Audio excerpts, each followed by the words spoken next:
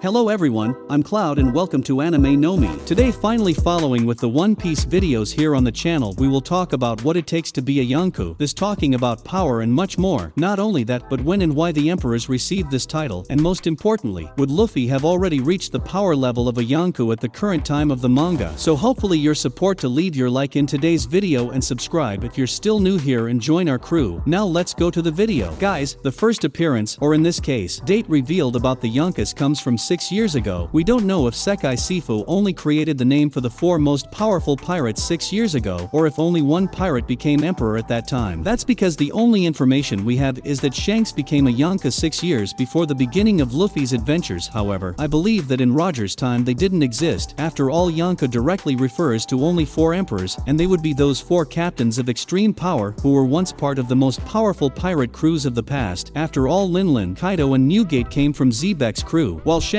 gives from Roger. As we know, being one of the 4 emperors of the sea means much more than simply having power or influence. Emperors are known to have mostly a fleet followed by other pirate crews that act in their command or simply decide for the power and influence of the Yonkou and become your ally to basically not end up becoming your enemy. In addition, the Yonkus, who generally live in the New World, have several islands that are under their protection or that are controlled by them, such as the Fishmen's Island that was initially under Whitebeard's protection, but after Edward Newgate losing her life, Big Mom later decided to offer protection to the island to the Fishmen. In fact, she claims the right to protect that island not only against other pirates, but against her own forces, and that only if they offered candy monthly. And we also have Kaido, who we know has completely dominated Wano, and in that way he makes everyone follow his goals and does what he wants with that place, like for example his fire festival, which is basically a moment when he wanted a feast and still make everyone who lives there thank him for saving them from Odin. In the manga we see that the way each of them works in their domains are different. Edward Newgate gave his name just because he wanted to protect the island from the fishmen of pirates who for fear would do no harm. Linlin took advantage of it to get sweets, while Kaido basically decided to force everyone to admire him. Even so, we see that just the name of a Yonkou, regardless of its method of performance, you can see that no pirate would dare to try anything somewhere that is part of the domain of one of the emperors so as not to become their opponent or enemy of your allies. And their powers are also easily seen by the simple fact that the ancient 4 great emperors of the seas had a high control by all 3 types of haki: Haushiko haki, Busashoko haki and Kenbunshiko haki, which just didn't happen with Teach, who only demonstrated Bosashoko and Kenbashoko so far. But beyond that, the most important thing was what I mentioned above. Thanks to the power of the emperors, many powerful pirates joined the Yonkou out of respect for their power, and some cases simply not to end up becoming their enemy. And this ended up increasing more and more the powers of these 4 great pirates. To make it easy to understand, Edward Newgate alone had in his crew more than 1,600 members who fought for him and who were led by their commanders. And as if there weren't many fighting alongside him, in addition to his crew there were 40 other crews led by other powerful pirate captains who fought for Whitebeard, as for example in Marineford's Great Attack. And that's why Law himself had said that for a pirate crew to survive in the New World there were only 2 ways: either you become a subordinate of one of the Yonkou and thus be protected by your renowned and allied pirates, or you can a very consistent way to challenge him, which in this case is very difficult. Basically we can see that only the power of the Yonkou does not make it a Yonkou. There are a lot of factors that make the strength of its crews become almost unbeatable. But now talking about Luffy, it is worth remembering that he was directly opposed to Big Mom and even became the current protector of the island of Fishmen. In addition, his name is already extremely known and feared, having after Roger and the 4 emperors the greatest bounty revealed. And most importantly, the title of Yonkou was apparently created by Sekai Sifu to define this pirate group as one of the 3 pillars of powers in the world, being the only one of the powers that was not allied with them, but that was necessary. After all, we're back to the fact that pirates don't move in the New World because they're afraid their actions ended up affecting a Yonkou and making them enemies, and that way, they also keep control in the Grand Line. And right now we're seeing a big battle between Luffy and his teammates allied with Wano, who fight versus 2 Yonkus, Kaido and Big Mom, who joined forces for One Piece. However, a real confrontation between 2 Yonkus never happened and probably never would with total force. After all, the Yonkus even having no connection between them and no agreement that makes them not face each other, all 4 emperors know that a battle between 2 Yonkus would result in gigantic destruction. That is, being Yonkou they have gigantic crews and many allies. In addition to the frightening power that each has, in a shock like this many losses would happen on both sides and the winner could simply be attacked by another emperor, bringing in the end of 2 crews instantly for a battle between them. This was something said by Edward Newgate himself, that even knowing what Kaido had done to Odin, that he had a great bond with one of his former commanders, he couldn't do anything because he knew he would have a lot of losses in his family. That's also why that many believe that if Kaido and Big Mom decide to face each other for real, breaking the agreement between them, after the battle we would have teached presents to attack the winner, which we certainly know is something he would do. After all, since we are talking about the ancient great Yonkus who were chosen to receive this title, we must now talk about the one who devised a plan to easily receive the position of emperor, because as we know he wanted to beat a renowned pirate to take the position of 7 Shichibukais, and acting alongside the navy until a battle broke out against a Yonkou to trick the Sekai Sifu and become one of the Yonkou. And for him everything ended up being simpler because the pirate he took was Ace, who accelerated the battle against one of the emperors, in this case his former captain Whitebeard, where he immediately left the Shichibukai, took the life of Newgate, and he got his devil fruit. Not only that, but then he won against the entire crew of the old Yonkou to make him an emperor. After all, this title would greatly increase the facility to get power, or better, allied pirates. And in this regard, Luffy already has a lot of power, his strength is notorious, he has one of the biggest bounties of all, and has besides his crew, which is very small, but he had a large fleet of straw hats that increases the general power when it comes to crew power. However, when it comes to the captain's unique power, Luffy still doesn't have as much power as the other emperors. Teach in the past refused to face Shanks because he believed he didn't either, but with time skip we don't know how much he mastered the powers that acquired after taking the Gura Gura no Mi for himself, not to mention that he currently has with his crew the strongest devil fruits in the world, as they have been hunting the most powerful fruits for their crew. On the other hand, Shanks, for example, has never shown to have a gigantic fleet with allied pirates or large domains, while his few demonstrations of his own power already meant a lot. After all, he was the one who confronted Edward Newgate, and was together with Kaido during the beginning of the events of Marineford, and stopped Kaido during the beginning of the events of Marineford, and made Teach back down, and in the end get Sengoku to agree with him about the end of the battle, and let him take Ace and Whitebeard. Even so, with all of this, you can already see what it takes to become one of the great Yonkou, one of the emperors of the seas, and that simply involves power, but goes far beyond power. Come on, it is necessary initially to be a very powerful captain, and have powerful members in your crew. After that you need great feats that were recognized, such as beating the crew of another Yonkou, as for example Teach did, and in the end we have the allied crews, and also the islands under their protection. Finally, since we're talking about emperors, let's talk a little bit about the powers they have, and their bounties. Whitebeard was recognized as the most powerful man in the world thanks to his gigantic physical strength, and also his advanced knowledge of Busashoko Haki. He also had a lot of power with the King's Haki, and we can't forget his devil fruit, a Gura Gura no Mi that was considered the most powerful paramecia among all. He had the second highest bounty of all time among pirates at 5,046,000,000. We also have Kaido of the 100 Beasts, the one who is considered the physically strongest alive, having a practically indestructible body, and who we now discover uses the King's Haki to strengthen his blows. He still possessed the mystic devil fruit of the blue dragon Saryu. Finally, he had the bounty of 4,611,100,000 in bounty, having the biggest bounty of today's pirates. Charlotte Linlin has one of the most powerful crews of today, besides having greatly increased the power of her group thanks to the homies she created with the power of her devil fruit, her Soro Soro no Mi, in addition to her superhuman physical strength that is of the greatest of all the work. Big Mom is the pirate with the second biggest bounty of all the currently world with its 4,338,000,000. We then followed with Shanks, the red-haired, the pirate who keeps the biggest mystery among the Yonkou when it comes to his powers and all, but it was revealed by Newgate that he had excellent power using Haki in addition to a great swordplay skill. Shanks had the bounty of 4,048,900,000. And finally we have Marshall D. Teach, a pirate who did everything to fulfill his goals and become a Yonkou, being the one who betrayed his former crew to gain the powers of the Yami Yami no Mi. The fruit, he says, is the most powerful of the world, and the Gura Gura no Mi that he took from Whitebeard. Its bounty is 2,247,600,000, the smallest among the Yonkus, for being one member of the worst generation, yet it has the 4 biggest current bounty. But comment, with everything we saw today, with the fall of one of the emperors, would Luffy be the one who would take his place or no? Don't forget to leave your likes in the video to help the channel, and also subscribe if you're still new here. The channel is new and needs your help. Thank you so much for watching our video so far. Your support is very important. See you in the next video. Bye.